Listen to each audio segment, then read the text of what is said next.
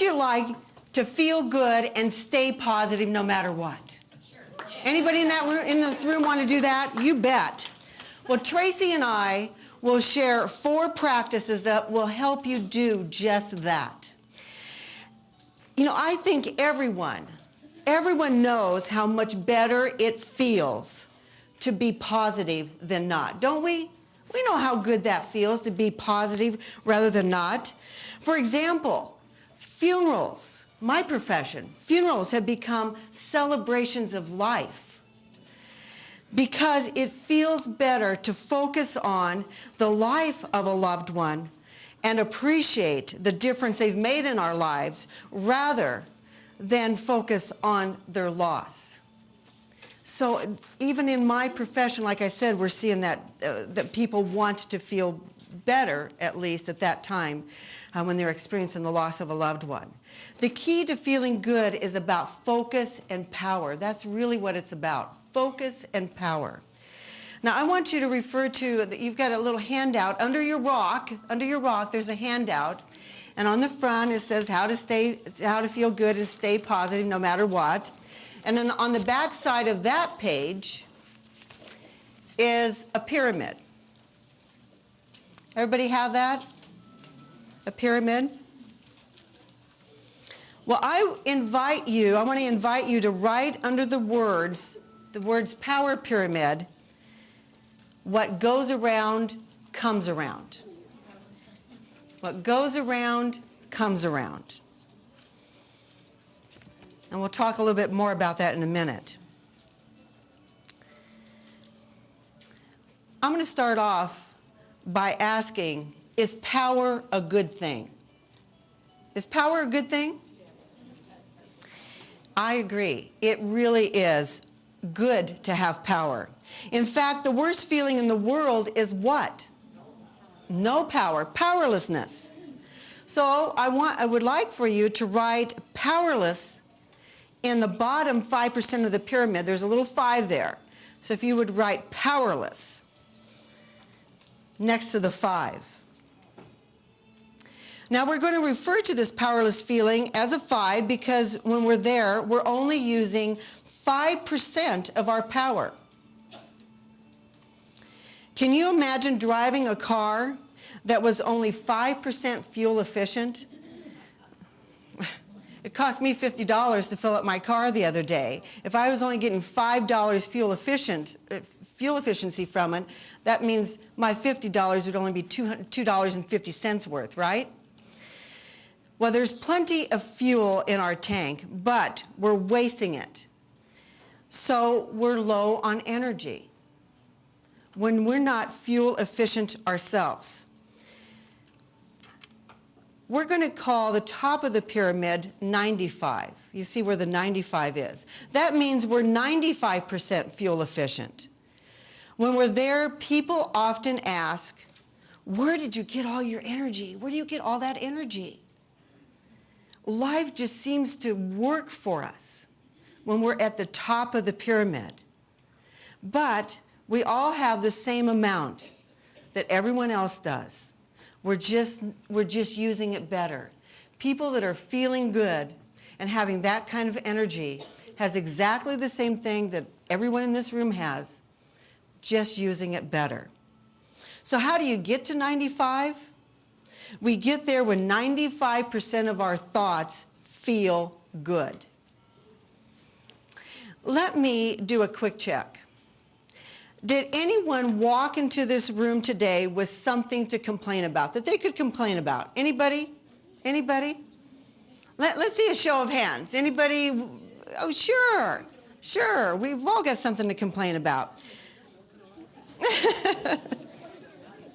And that's most of us. Now, did anyone walk into this room today with something they could be grateful for? You bet. Look at all those hands. That proves we have a choice, doesn't it? It proves that we have a choice.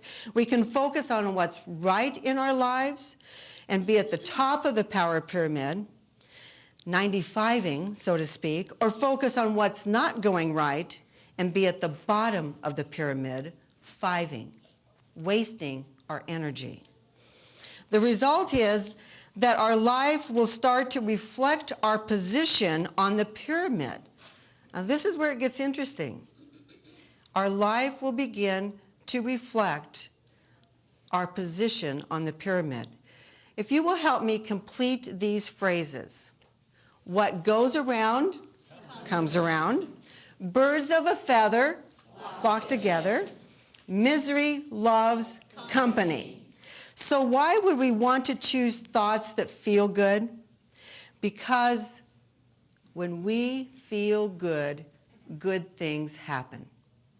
Have you ever noticed that? Have you noticed that, had that experience in your own life? Things are going really well for you, and you're feeling good, and more things come into your experience, more good things come into your experience. Have you had just the opposite? You know, that old adage, you know, everything, you know, bad things happen in threes. Well, that's just a belief. So something bad happens to us, and oh gosh, now we're looking for another bad thing that happened to us, and guess what? That's exactly what we're going to get. So it all depends on what you focus on. Now, one last question for all of you. We said that what goes around comes around. So when 95% of our thoughts feel good, we're at the top of this pyramid, aren't we? We're at the top. At the top, what goes around comes around, only comes around what? That much faster, doesn't it? It's smaller at the top. If you are focused, if your thoughts are focused, good thoughts, 95, you know, you're 95ing, so to speak. Well, they're going to come around just that much faster. So what goes around comes around that much faster. When you decide to focus on thoughts that feel good, you'll slowly see that good things will start coming your way more quickly. And people will even call you lucky. Do you know any people in your life who you consider to be lucky? Are they happy? Do they tend to be happier than most people that you know? So is luck something that just happens to us, or do we create our own luck? We create it.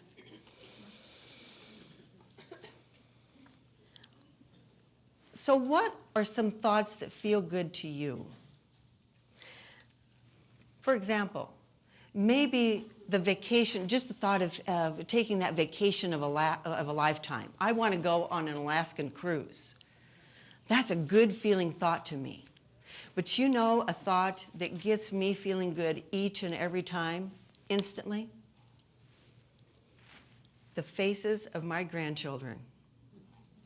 That's all I've got to do. I don't care where I am on this pyramid. All I have to do is picture their little faces, and it takes me right there. Anybody in this room, you want to share a good feeling thought for you? What are some good feeling thoughts or ideas? Or yes, right here.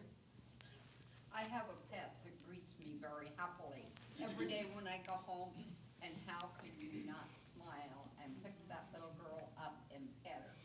Because she's just tickled to death to see you. Pets are, I'm glad you brought that up, because pets really have that ability, don't they, to help us to feel good instantly. We've had a bad day, we come in that door, and they're so happy to see us. Takes us right there. Anybody else?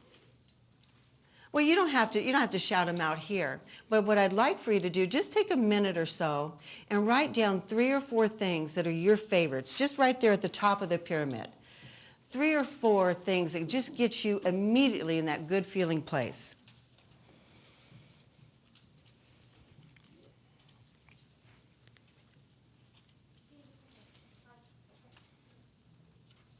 You know, they can be special moments. I've found that it's the simple moments that are the ones that I tend to hold on to really tight.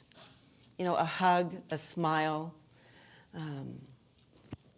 somebody says something nice to me. It's the simple things, oftentimes, that mean the most and become our favorites.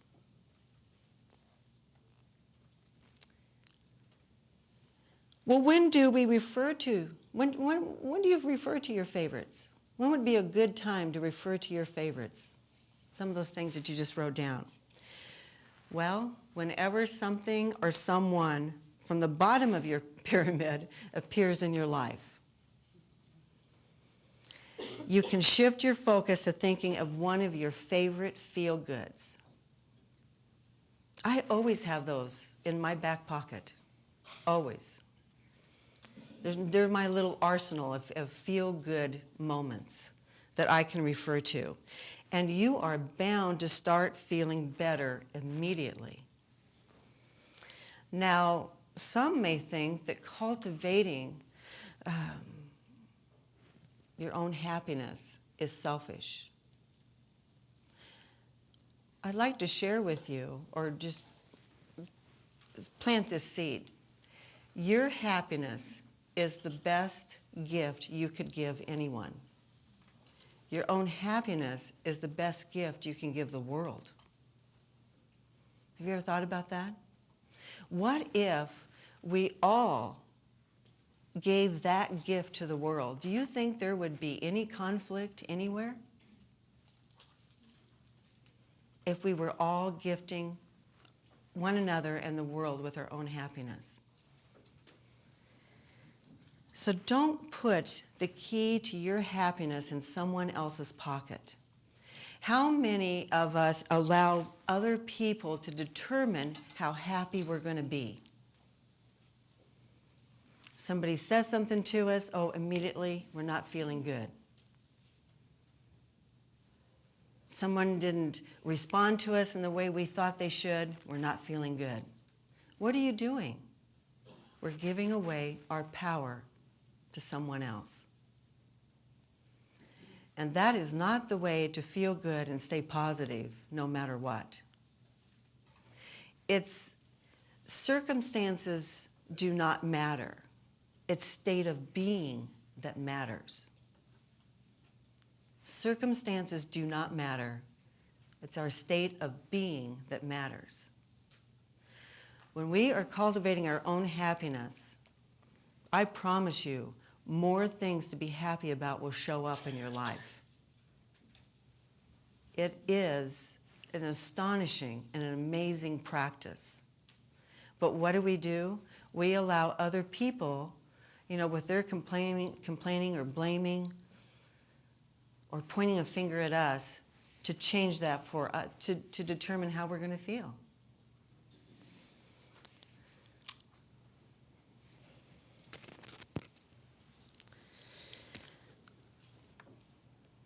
You are the orchestrator of your life. You ever stop and think about that? You are the orchestrator. No one else is. No one else is in charge of you, and you're not in charge of anyone else. Isn't that a freeing thought? You're not in charge of anyone. You're not responsible for anyone else's happiness, and no one else is responsible for yours. This is taking ownership of your happiness. Spend the majority of your life at the top of the pyramid and live the life of your dreams. You do have the power. And now Tracie will share the next 2 keys to helping you feel good and stay positive no matter what. Thank you, Debbie. Nice job. Thank you, Tracie. Thank you. Taking full responsibility, isn't that scary?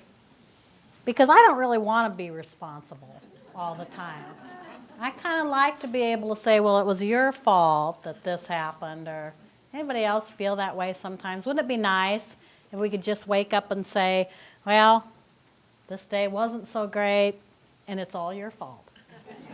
Yeah, it doesn't work that way. Taking full responsibility. Now, this is the key to personal freedom. When we can begin to take responsibility for our own life, it gives us freedom from bad relationships, from unsatisfying jobs, money problems, even poor health, simply by taking full responsibility. Marianne Williamson, some of you may have heard of her, is a great teacher and an author who once stated, "Our deepest fear is not that we are powerless. Our deepest fear is that we are powerful beyond measure. It is our light, not our darkness, that most frightens us." Isn't that a neat statement? When we finally open our eyes to the fact that we are responsible for our own happiness, our own feelings, our own attitudes, our own behaviors, and for the outcomes in our lives, we discover that we do have this wonderful power inside of us. Well, I worked at a drug and alcohol treatment facility just out of college, and I can tell you there's a whole lot of blaming going on in a treatment facility. And if we can blame someone else for our lives, then we can keep drinking, we can keep eating, we can keep hurting other people, we can keep hurting ourselves if we continue to blame other people.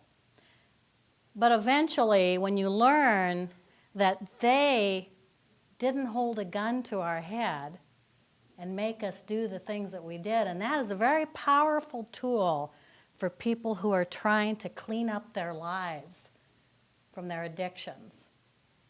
When they learn that it wasn't the mother, the father, who are often deceased. These people have been holding on to their anger for 30, 40, 50 years. It's not the boyfriend or the spouse or the child or the neighbor or the coworker. That person made the choices they made that brought negative things to their relationship. Now, Debbie talked about the power pyramid, and the second sheet you have in your 4 sheets here is responsibility. It says right on the front, we do not get the life we deserve, we get the life we expect. Isn't that amazing? Turn that over, and there are some questions on the back. And that first question, everybody knows the answer to this. Who is in charge of your life? I am. You, me, we're in charge. Not you, but me. We're in charge. So here's what I want you to do. It's just a little exercise. Turn to the person to your right. Now, if you don't have anybody on your right, yell it across the table. I don't care. But I want you to say, I am not in charge of you.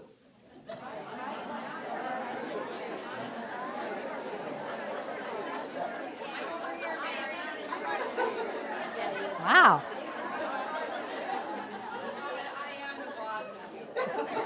Now, I just heard Rachel say, but I am in charge of you. So now. I said I am the boss. Yeah, I am the boss of you. I am the boss of you. How many times do we hear kids say that? You're not the boss of me. But don't we allow other people to be the boss of us? I know we have our bosses at work, and it's probably in our best interest to do what they want us to do a lot of times. But ultimately, they do not control our lives. Our children do not control our lives. Now, I know some of you are thinking, oh, yes, they do. But you know, if we made the decision to say no when we didn't want to do something, if we made the decision to allow them to experience their own life as an adult. Isn't that hard to do? You think because your kids are grown that they should be on their own and not needing anything from mom and dad. But they still sometimes need help, and it's okay to give them help. But if it's running your life, then it's time to step back and say, okay, am I fully responsible for my life? The second fill in the blank statement here is the opposite of taking full responsibility is living in, this is the opposite of taking full responsibility, living in, fill in the blanks if you would. You have those really nice pins from Roper and Sons, from Debbie. Blaming and complaining, B and C. Blaming and complaining. As I said, people in treatment centers come in so enraged at the people in their lives, and it's because of him or because of her that I drink. It's because of them that I feel this way. I never get a break. I can't tell you how many times I heard that. If I didn't have bad luck, I wouldn't have any kind of luck. Have you ever heard that before? Yeah. I don't believe there's any such thing as bad and good luck. I think we create the outcomes of our lives. The third is the first step to taking full responsibility is moving into acting and dreaming. A and D, acting and dreaming. That's an interesting one, isn't it? When things go wrong, oftentimes we feel like victims, but we are actually the biggest problem that we have. So I tell people sometimes, well, if we want to see, and I can say this to myself too, I know where my biggest stumbling block is. It's usually me.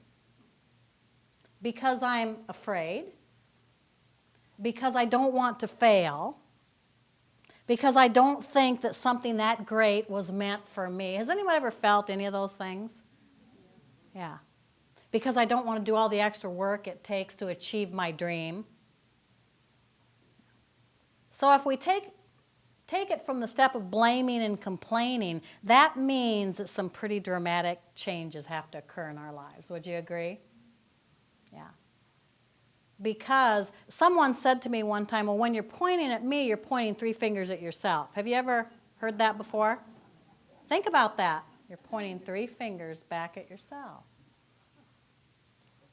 And if you see something in someone else a lot of times that annoys you, then oftentimes it's something inside of you that you're annoyed by, which is interesting.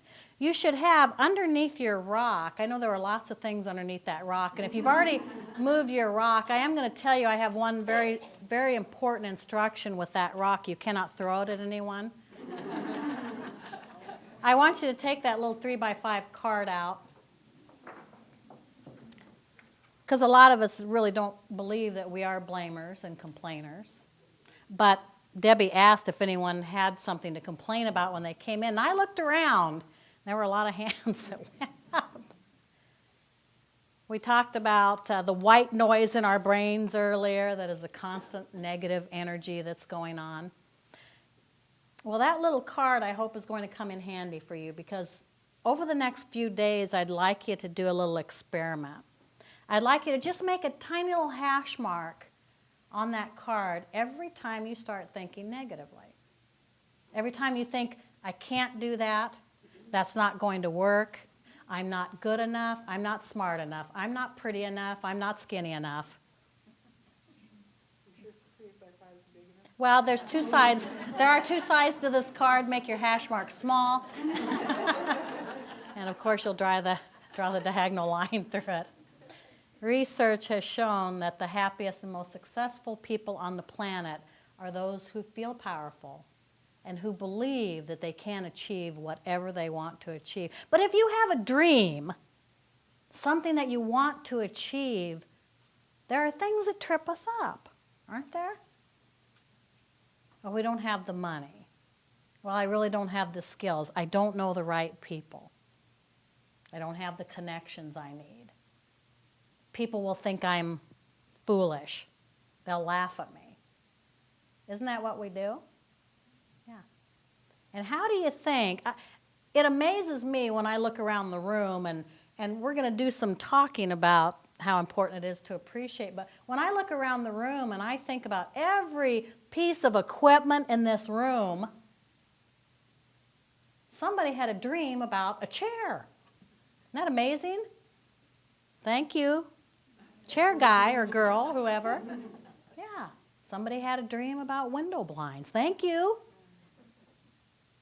And they didn't let powerlessness stop them. Studies also show that those who feel like victims, who feel powerless over situations, get sick more often, make less money, have fewer friends, and have more marriages that end in divorce. Isn't that interesting? And I believe the truth about that is because they are waiting for someone to make them happy. Why do you think there's so many divorces? Has anyone here ever wanted someone else to make you happy? Honestly, could I see a show of hands? Okay, one person. Well, okay. Isn't that what we do? Well, you didn't do what I wanted you to do, and so my life's miserable. And think about that. If your child came home from school and said, well, my teacher said something that I didn't like, I'm not going back. What would you say? Oh, you're going back. Yeah. People will say and do things we don't like. And we just move on. I like the statement, you never know what's coming down the pike. And I say that quite a bit because you don't know. And that could be something as huge as losing someone that you love, or a job change that you hadn't planned on, or stubbing a toe, or getting in a car accident. If you go through life blaming and complaining, then all of those things, small or large, get even larger when we think and worry about them, or blame and complain. When we move into acting and dreaming, that is our first step to full responsibility. So we act on something. If someone said something that we didn't like, we have a choice. We can take it personally, or we can say, what you said hurt my feelings, and then move on. It's hard to do, but we can do that. Dreaming is important because all of us have dreams about where we want to be in our lives, don't we? About what we want to do. I can tell you, working with older adults, I hear a lot, I'm too old for that. Has anyone ever said that? Now, I might agree. I see Linda way back there. Oh, yeah. Now, I might agree if it's bungee jumping or something, I would say I'm too old for that. But the truth is I don't want to, and I think that's probably true for most of us. If we say I'm too old for that, or you know, my skin's too sensitive to try something like that, or whatever we're saying, it's probably because we don't want to. Isn't that true? Yeah. I'm going to encourage you to allow yourself to dream and allow yourself to act on your dreams. Dreams can change. We can add more dreams, we can take away dreams, but we always need to have dreams for our own self-worth and for our own power. The fourth statement is, if we are the creator of our problems, that means we are also the what? We are also the solution to our problems. Isn't that nice to know? If we are the creator, we are the solution. How many of you ever watched that intervention show? Yeah. I kind of like some of those reality shows. I don't like to admit that, but I do kind of like some of them. And that's a perfect example, isn't it, of how we blame and complain, and we say it's somebody else's fault because we're like this. Well, I'll tell you the best example of all, politics. How many of you have been listening to any of the debates and stuff? Man, is there any better example of blaming and complaining? Really? I wish they would just get up there and say, this is what I'm going to try to do. Yeah, it doesn't matter what has been done. This is what I'm going to try to do. This is the change I want to see happen. And I'm going to work hard to do it. Wouldn't that be nice? Wouldn't it be a relief? Remember, blaming and complaining results in a loss of hope, motivation, energy, makes us feel like losers, and keeps us stuck. And when we take action and get clear about our dreams and our responsibility for our dreams, we feel better. We feel powerful, we get things done, we have more fun, we see results, and we take charge of our lives. But it is not an easy thing. And in order to become fully responsible for our lives, we have to work on something that's really hard to do. So, you have a rock in front of you. Remember, what was my rule with that rock? You can't throw it at anybody, now or ever. I don't ever want you saying to someone that Tracie said I could throw this at you. I don't want you to say that. Yeah. Well, in order to get to being able to take full responsibility for our lives, we have to get to a point where we are able to make a difficult decision. for our lives. And that is a decision to forgive. Has anyone ever had to work on forgiveness before? Isn't that hard? Because, show of hands, how many of you believe you're right? Oh, boy, the hands shot up on that one. How many of you think you're right most of the time? How many of you know you're right all the time? Okay, a hand shot. Well, you may not believe this, but the hardest person to forgive is, fill in the first blank, yourself. And you think, well, but isn't it everybody else's fault that I feel bad? In truth, we know that we really are responsible for our own life. We think back 30, 40, 50 years ago and believe that it was our fault that our parents maybe did the things that they did, or that our friends ended up not being our friends. Maybe we weren't likable or lovable, or maybe we weren't pretty enough or smart enough. We are the hardest person to forgive. Isn't it true we would live in a blind and toothless world if we went by that adage, an eye for an eye and a tooth for a tooth?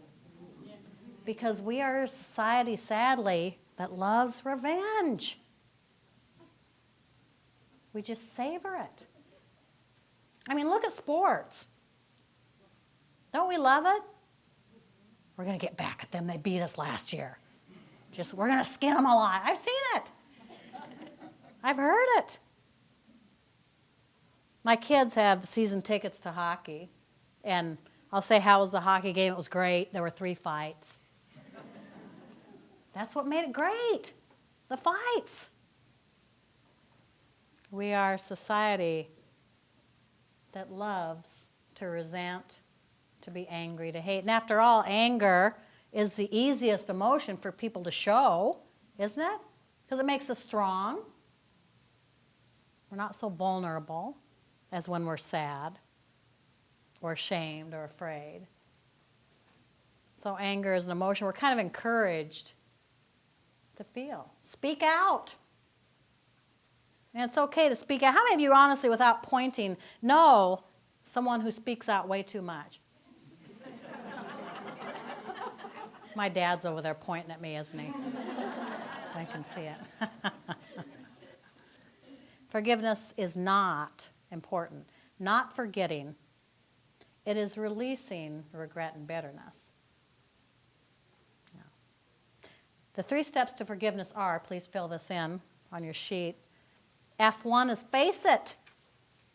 Sometimes we just have to face the thing that happened to us that we're having a hard time forgiving. We just have to face it. Yeah, but you took my boyfriend from me. Or you got the job I should have gotten. Or you were mean to me. So face it. And then the second one, feel it. Important to feel our feelings about things. Whether it's anger, whether it's hurt, whether it's shame. Unfortunately, we tend to convert hurt and shame into anger. We take it to the next level. And if we can get down deep and really feel the true feeling, that is the trick. Forgive it is the next one. And forgiveness is not an easy thing, because sometimes we have to forgive and then forgive again and then forgive again. Please hold your rock in your hand if you would. Resentment is a powerful thing. And held on to, it can become very much like this rock around our hearts. Hard and unyielding, difficult to break through the surface. And so I want you to imagine this rock as that person. If you could carve a name into that rock, what would the name be? And I want you to imagine carrying that rock with you for a week. It's just an experiment. For a week, carry that rock with you, and I'd like you to carry it close to your heart if you can. Now, I apologize. I didn't know who was going to be sitting where, so I didn't put bigger rocks at some people's places on purpose. I know some of you got these little tiny rocks, and that's a great thing. Some of you got these big rocks. There was nothing intended in that. I want you to know. And this will only make sense when I say what I'm going to say next. I want you to keep this rock close to your heart. For women, that would mean in your brassiere. Yeah, I know. And so does resentment. I want you to think about resentment. A rock in your bra is pretty darn uncomfortable. If it's a guy, keep it in your breast pocket of your shirt or in your pants pocket. Sit down with that thing in your pocket. Walk around, bend over with that thing. I want you to eat with it.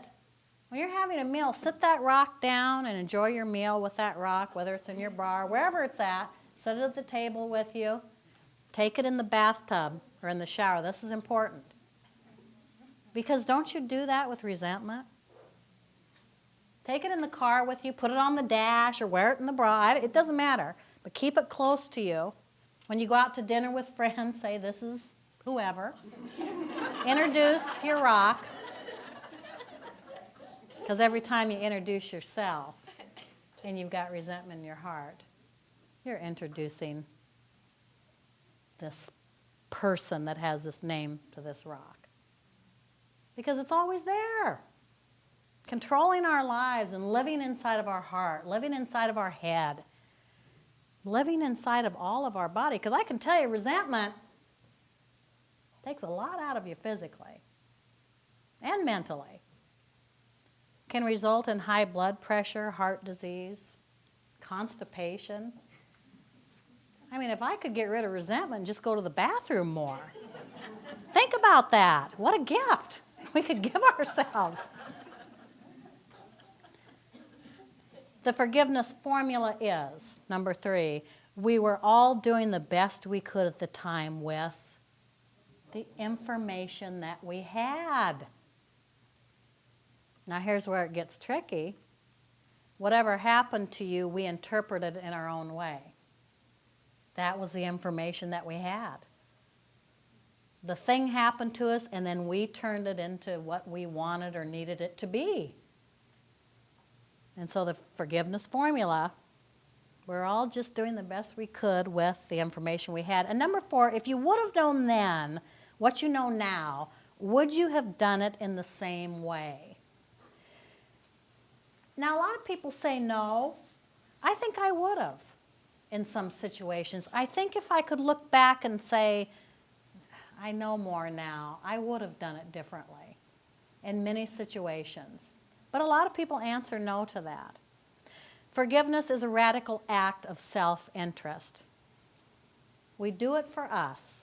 It's more about you than about the person who did the wrong to you. We're doing this to take care of ourselves. It's a release of the burden of continually rewriting the past or telling the story. And I can tell you, if you're talking constantly about something you're upset about, some resentment you have, if you're getting tired of hearing the story and you have to embellish on it every time you tell it, it's time to get rid of it. That's what your rock's for. Getting rid of resentment is liberating, it's contagious, and the rock is your assignment. So this time next week, it's Friday, so carry that rock just for a week. And if you've been carrying resentment for 30 years, the rock is nothing. I can tell you. Next week, next Friday, I want you to look at that rock and call it by name. And I want you to say, I'm done. This is too hard. No pun intended. This is hard to carry this resentment around. And this is the part where you cannot go and throw it at anyone. I forgive you. No. This is more metaphoric. This is not, yeah. I want you to look at the rock, call it by name, and say, I'm done. And I'm ready to throw this away. And do it. Throw it down. Now, if you see that person 2 days later and you feel the same old crummy feelings coming up, find another rock and do it again. It's a great little exercise, but it does work. I mean, we think it sounds silly, but think about that. A rock in your bra or in your pocket, no worse than resentment around your heart. It's like a bag of rotten potatoes. Because resentment is contagious. We spread it out to our family, to our children. We see that in divorces all the time, don't we? One parent tells the kids how bad the other parent is, and then the child feels torn between the parents. That's resentment and bitterness. Someone in AA once said, I want to find my little quote on this if I could, not forgiving someone is like taking poison and expecting someone else to die. Isn't that interesting? Yeah. And people in recovery use resentment a lot to continue with their addiction. You are worth the time it takes to do this little rock experiment, and I hope it leads you to forgiveness. In order to be able to forgive, we must learn to appreciate. And Debbie's up. Thank you. Thank you, Tracie.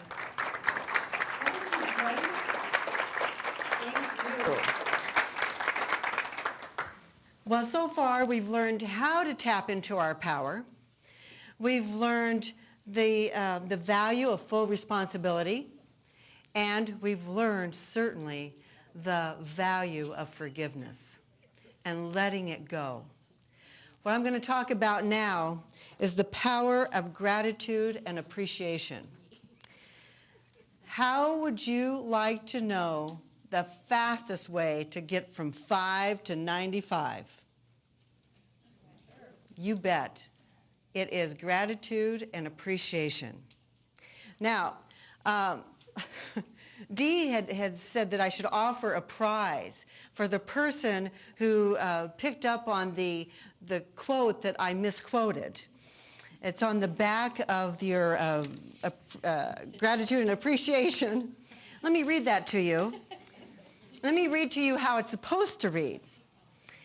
You've never met an ungrateful person who is happy, nor have you ever met a grateful person who is unhappy. We were talking back there, what sounds like a no-win situation, Debbie. What are you going to talk about? So if you just write UN in front of the last happy, that would be great. Well, he's right. It's impossible to be grateful and unhappy at the same time. And you don't have to believe me. Try it. When you're carrying that rock around this next week, try focusing your attention on the times that you are grateful and how happy you are, versus when you're not grateful and the misery that it causes in your life. During an earthquake in San Francisco, one man's car was straddled over the bridge, barely hanging on between life and death in the water below. When he was able to be rescued, his story amazed reporters. He was also in the towers in New York on 9/11. In one interview, he said, "I didn't get the first wake-up call. I got the second one. Now I'm changing my life and am extremely grateful for another chance." Let me ask you, who are the 3 most grateful groups of people on the planet? And you can fill that. This is on the back of your. You can fill this in on the back of your handout. Who are the 3 most grateful groups of people on the planet? Those who've come close to a loss, those who've just had a loss, and those who know a loss is coming, such as a person after a terminal diagnosis. Every sunset and bird song becomes precious in those final months. But we don't have to wait. We can learn from our woe and wisdom. When employees around the country are asked what they'd like more of from their work, what do you think they said? More money? No. There is one answer that always tops the list: more recognition and more appreciation. And here's the sad part. In a recent survey, 65% of employees have never received any form of recognition or appreciation. Spouses and kids might say the same. Ever think about that? How much do we tell the people in our lives that we appreciate them? How often? So the benefits of getting grateful include happier friends, co-workers, happier families, and nothing less than greater happiness for ourselves. Now, what I've come to learn is that the real power in gratitude and appreciation is the feeling behind it, not just mere words, the feeling behind it. Now, in order for you to get into that feeling place, I'd like for you to turn to the person next to you, and you can do this in twos or threes or however you want to do it. And I would like for you to share something that you appreciate about them. Now, if you don't know them very well, maybe you like the color that they're wearing. Maybe they're having a great hair day. Whatever it is, you like their hairdo, their hair color, whatever. If you do know them pretty well, then certainly share a personal aspect about them. Maybe that you know that they're always generous, they're always kind, they're always willing to help. Whatever that is. I'm going to give you 1 minute. I want you to get appreciating one another.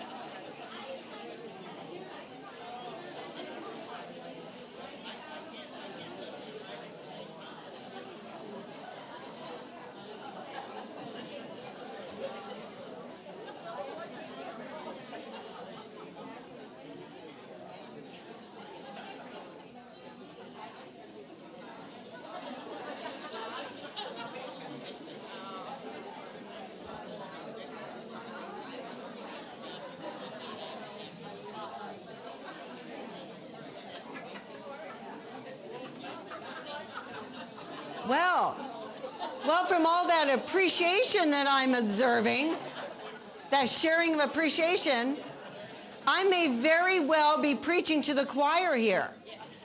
I think any one of you could get up and give this talk. But let me ask you this, how does that feel? Doesn't it feel great? It's exhilarating, it's energizing. I say that it makes you feel like you're walking on sunshine, doesn't it? It is so invigorating. We feel good. Let me share this with you. Well, there's people back there still appreciating. Good for you. Because I'm not in charge of their life. You see that? They took that to heart. Love, appreciation, and gratitude are the most powerful and transforming forces in the universe. All are at our command and available to us in unlimited supply, absolutely free. My question is, why then do we use them so sparingly and selectively? We have that kind of power at our fingertips to uplift the lives of others as well as ourselves. And how often do we use it? Oh, we save it for a special occasion, maybe a birthday. Thanksgiving's coming, so we'll probably share some appreciation and gratitude then. But we have the power to experience that every moment of our lives, simply by being in a state of gratitude and appreciation. I'd like to challenge you to experience a transforming of gratitude and appreciation this next week, the rest of your life actually, by sharing 3 gratitudes every day.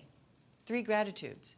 I'm on several gratitude lists, email lists, and if you coworkers, groups, church groups, or whatever that you might be connected with, start a gratitude email list where you share 3 gratitudes with one another via email every single day.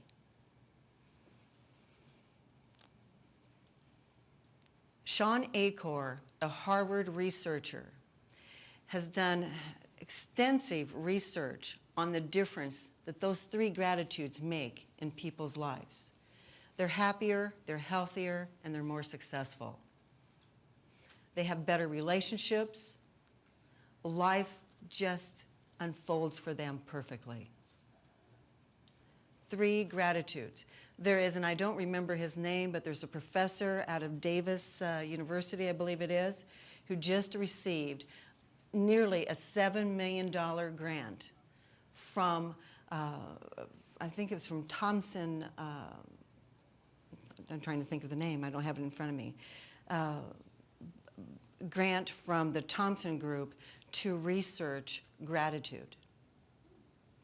Because they are recognizing the power and the differences it makes in people's lives. Another one is begin and end each day, rather than that blaming and complaining, and begin and end each day by going through the alphabet, and when you come across the first letter, A, think of something that you are grateful for or that you appreciate. Something or someone that begins with that letter. And go through the entire alphabet every morning and every evening, transforming, to say the least. Another one is write a thank you note every day. Attorney John Kralik, in his book, A Simple Act of Gratitude, he's an attorney from California who, at one point in his life, his firm was losing money. He was in ill health. His relationship, his second marriage, was falling apart. His life was going nowhere fast.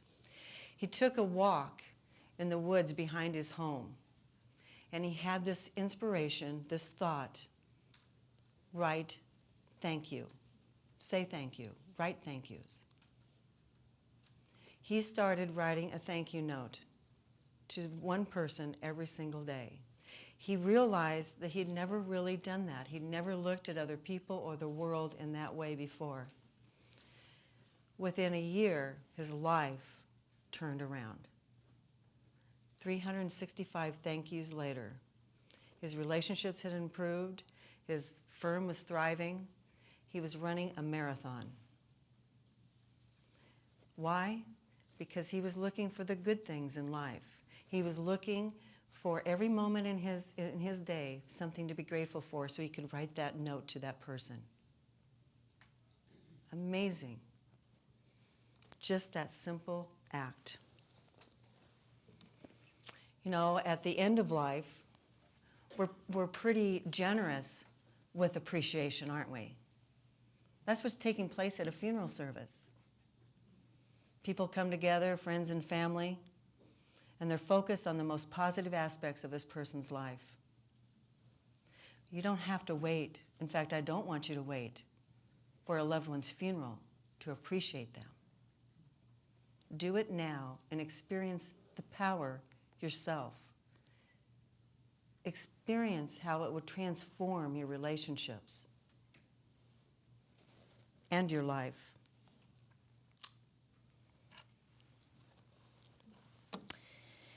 Well, Tracie and I hope that we have helped you to know that you are more powerful than you have ever believed, and that you can create the life of your dreams through 4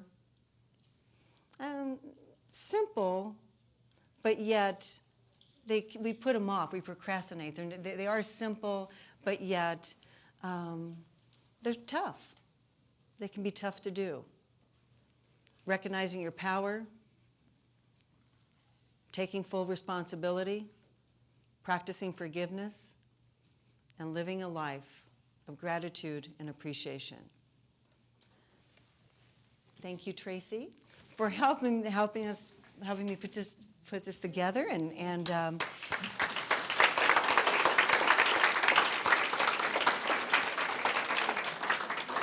so now go out and create the life of your dreams. Thanks, everybody. And I'm sorry. Oh, a gratitude ritual. I'm sorry. I didn't do my own handout. The gratitude ritual, the first one, number 1, is writing down 3 gratitudes every morning from the past 24 hours with no repeats. No repeats. And then what most people want more of from their workplace is not more money or more time off, but more recognition and appreciation. And of course, the main reason people quit their jobs is lack of appreciation. And then I shared the other one. That's loss in each one of those. Thank you. Thank you, Rachel. And thank you again